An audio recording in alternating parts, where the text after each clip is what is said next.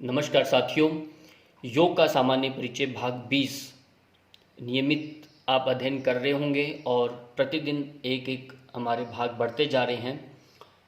Last जो video हमने देखा उसमें भक्ति योग के बारे में पढ़ा था और नवधा भक्ति पढ़ी, परापरा भक्ति को पढ़ा। आज हम गीता के अनुसार भक्ति योग क्या है वो हम अच्छे समझेंगे। तो पहला जो प्रश्न बन रहा है इसमें, गीता के 12वें अध्याय का क्या नाम है? भक्ति योग। ये प्रश्न आ जाता है। भक्ति योग गीता के कौन से अध्याय का नाम है? तो 12वां है। 12वें अध्याय को किस संज्ञा दी गई है? भक्ति योग की। ये दोनों तरह से प्रश्न बनता है। अब प्रश्न ये बन रहा है, श्रीमद् भगवद गीता के अनुसार भक्त के कितने प्रकारों का वर्णन किया गया है?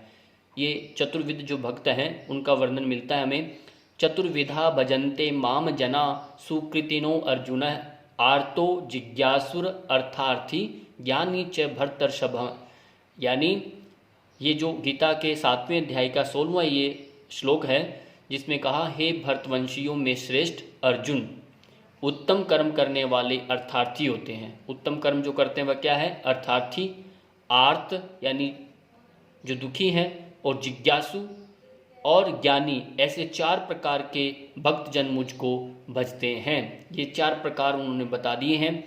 अगला जो प्रश्न आ रहा है, श्रीमद् भगवद गीता के अनुसार कौन सा भक्त सर्वश्रेष्ठ माना गया है? वह है ज्ञानी भक्त। चारों में से ज्ञानी जो भक्त है वो सर्वश्रेष्ठ है। और अगला प्रश्न, आर्त भक्त किसे कहा जाता है? आर्त भक्त उसे कहते हैं जो सांसारिक समस्त विपदाओं अथवा कष्टों में मुझे भजते हैं, वे आर्त भक्त कहलाते हैं। जब कोई विपदा आती है, कोई उसे कलह होता है, गृह कलह या कुछ भी, तब वो उसको ईश्वर का जो भजन करता है वो आर्त भक्त की श्रेणी में आता है। अगला है, जिज्ञासु भक्त से क्या अभिप्राय है?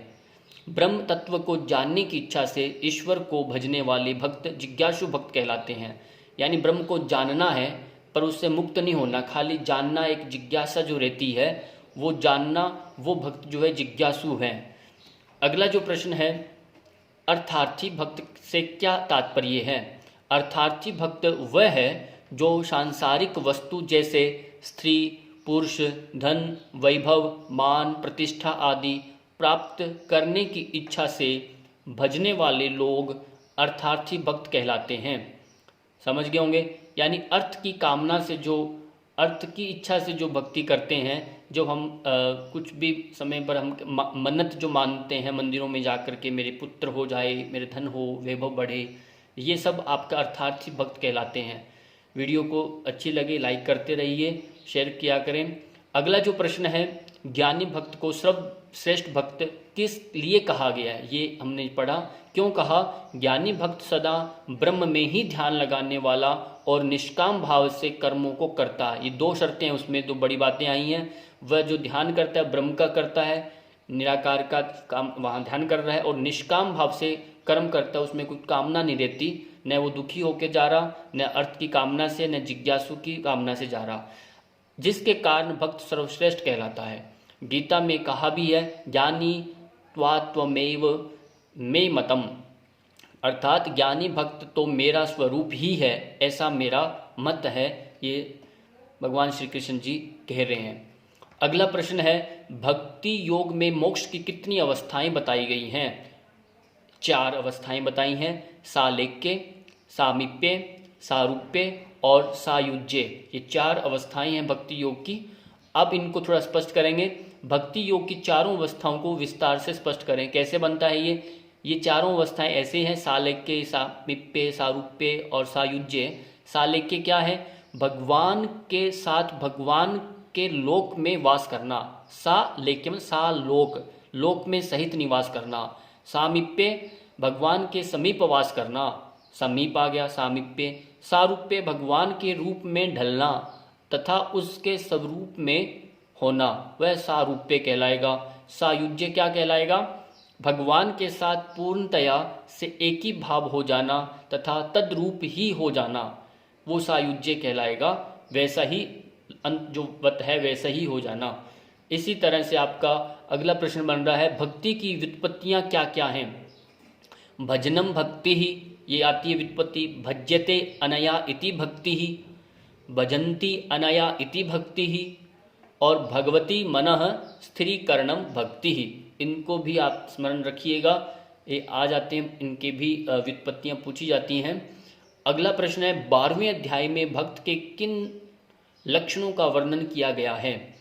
जो द्वेष रहित है, जिसमें कोई द्वेष नहीं है, सबका मित्र है, जो अहंकार और ममता की भावना से रहित है, जो सुख और दुख में समान रहता है, जो धैर्यवान है, जो सदा संतुष्ट रहता है, जिसने अपने मन और बुद्धि को परमात्मा में समाहित कर दिया है, ऐसा जो भक्त है, ऐसे लक्षणों युक्त जो भक्त है, वो 12वें अध्याय में भक्त के गुणों का वर्णन किया गया है। अगला है गीता में ईश्वर को पाने के लिए भक्ति योग उपाय क्या हैं? संपूर्ण कर्म को ईश्वर में समर्पण, अनन्य भक्ति से ईश्वर का चिंतन करना, अहंकार से रहित होना आदि। गीता के किन अध्यायों में भक्ति योग का वर्णन मिलता है? 7 से 12वें अध्याय तक ये क्रमशः जिनमें भक्ति योग के बारे में चर्चा में देखने को मिलती है। अगला प्रश्न है श्रीमद् भगवत गीता 12वें अध्याय के अनुसार श्री कृष्ण भगवान ने किस तरह भक्त के गुणों का वर्णन करते हैं? इसको आप देखिए। भक्त के गुणों का वर्णन निम्न प्रकार से है। अद्वेष्टा सर्वभूतानां मैत्रः करुण एव च, निर्ममो निरहंकारः समुदुःख सुख क्षमी, संतुष्ट सततम योगी यतात्मा दृढ़ निश्चय, मय्यर्पित मनोबुद्धिर्यो मद्भक्त स मे प्रिय। ये आपने देखा, ये 12वें अध्याय के 13वां 14वां 2 श्लोक हैं। इनका अर्थ ये है, जो पुरुष सब भूतों में द्वेष भाव से रहित हैं, यानी भूतों यानी प्राणियों में द्वेष भाव से रहित हैं, स्वार्थ रहित, सबका प्रेमी और हेतु रहित दयालु है, यानी कोई बिना कारण के निष्काम भाव से प्रेम करता है, तथा ममता से रहित है, अहंकार से रहित है, सुख दुखों की प्राप्ति में सम और क्षमावान, अर्थात अपराध करने वाले को भी अभय देने वाला है, तथा जो योगी निरंतर संतुष्ट हैं, मन इंद्रियों सहित शरीर को वश में किए हुए हैं और मुझ में दृढ़ निश्चय वाले हैं, वह मुझ में अर्पण किए हुए मन बुद्धि वाला मेरा भक्त मुझको प्रिय है। ऐसा पूरा उनको व्याख्या में देखने को मिलती है। अगला ही आता है श्लोक में, अनपेक्ष सुचिर दक्ष उदासीनो गतव्यथः, सर्वारंभ परित्यागी यो मद भक्त स मे प्रिय। अर्थात जो पुरुष आकांक्षा से रहित है, बाहर भीतर से शुद्ध है, चतुर भी है, पक्षपात से रहित है, कोई पक्षपात नहीं, और दुखों से छूटा हुआ है, वह सब आरंभों का त्यागी, कोई आरंभ नहीं है उसमें, कोई ऐसा आरंभों का त्यागी मेरा भक्त मुझको प्रिय है। इस तरह से पूरा ये 12वें अध्याय में प्रमुख प्रमुख जो बातें आपको देखने को मिल रही हैं।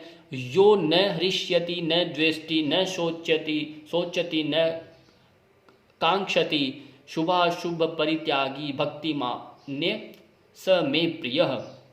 ऐसा कहा, जो न कभी हर्षित होता है, न द्वेष करता है, न शोक करता है, न कामना करता है, तथा जो शुभ और अशुभ संपूर्ण कर्मों का त्यागी है, वह भक्ति युक्त पुरुष मुझको प्रिय है। ये आपने देखा। इसी के साथ आपका ये वीडियो पूर्ण हुआ। बहुत बहुत धन्यवाद समय देने के लिए। पुनर्मिलामः।